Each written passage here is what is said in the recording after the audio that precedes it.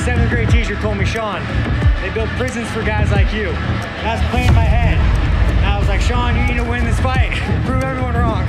Everything I did required rules and conforming, and I just, being white trash. Oh, he's done. MMA was the only thing that I could do that didn't have any rules. I just show up, train, and fight. Come on, Jack! Come on, Jack! It was a little sense of freedom.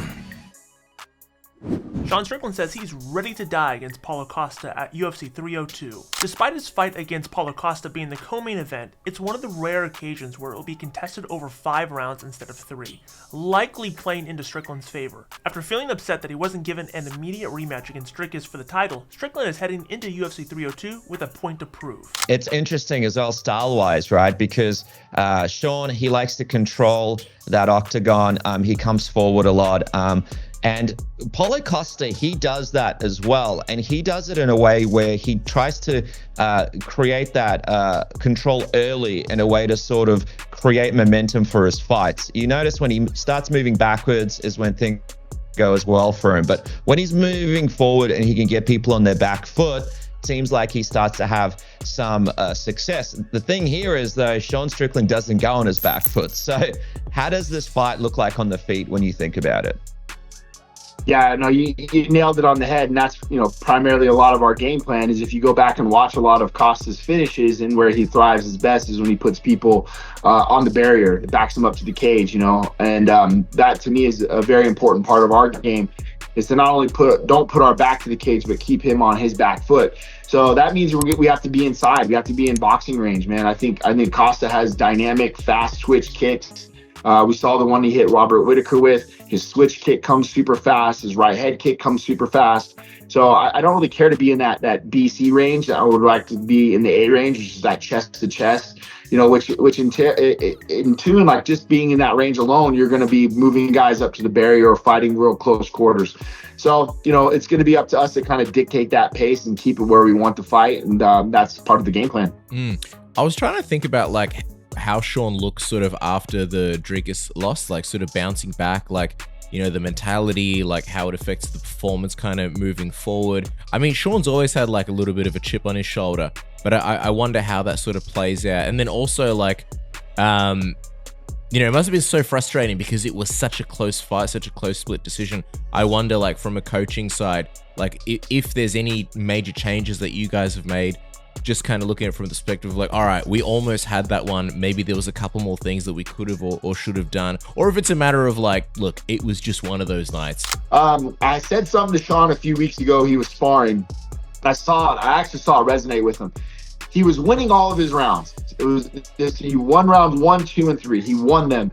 But I said something going into round 5, and I was like, hey, bro, you're sparring like you fought Dricus. You fought Dricus not to lose. I said, I want you to fight like we fought Izzy, and that was with nothing to lose. We had nothing to lose. And I said, you fought Izzy differently.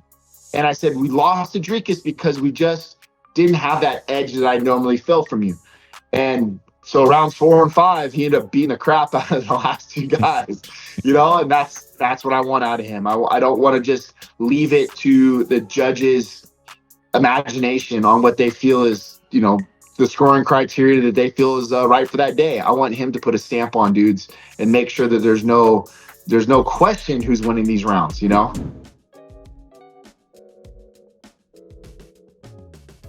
Justin Gaethje is back in the gym. The highlight suffered a blistering 5th round knockout loss at the hands of Max Holloway in the UFC 300 co-main event last month in Las Vegas. In the wake of his defeat, Gaethje insisted that he was in great spirits, but also warned it would be foolish to jump back into training without first taking 6 months off. Physically, I think, I want to take care of myself. I do think that repeated concussions, with me going to sleep like that, me receiving that shot, it would be foolish for me to jump back into training, anytime before 180 days. Yeah. I can do cardio, I can stay in shape. That's what I want to try to do, especially the older I get, the harder it is to get back to the best shape of my life. So I want to stay active, but obviously that physical contact is going to be limited for quite some time just because I want to preserve myself. Been doing this for a long time. I don't have an answer for that question. I think 6 months at least is before I, get back to taking shots. But that doesn't say that I won't be training, the whole time. So Gaethje, who's 35 years old, snapped a 2-fight win streak with his loss to Max Holloway, which cost him the BMF title. Going out against Max marked the first time that Justin has been knocked out since getting stopped by Dustin Poirier at UFC on Fox 29. What are your thoughts on Justin training so soon? If you were close to him, would you advise that he take more time off, or would you encourage him to keep pushing forward? Comment down below and tell us what you think. Looks like Conor McGregor had a few big-ass beers over the weekend.